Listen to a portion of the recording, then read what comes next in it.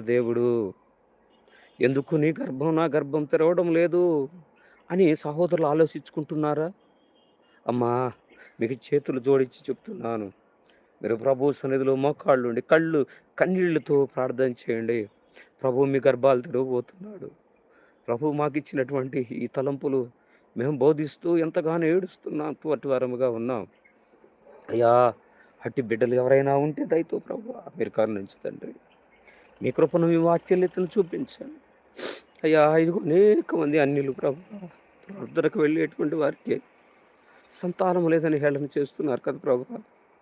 నీ బిడ్డలు హేళన చేయబడటము నీకు ఇష్టం లేదు కదా తండ్రి. వారి మరం మీరు ఆలకించండి మేము ప్రార్థన చేస్తున్నాం సహోదరి సోదరులారా. మీరు కూడా ఆత్మీయంగా ప్రార్థన చేసుకోండి. ప్రభువా మమ్మల్ని ఒకసారి కరుణించయ్యా. నీ కటాక్షం మా మీద లేకపోతే అయ్యా మేము హేళనగా గావించబడేటువంటి వారముగా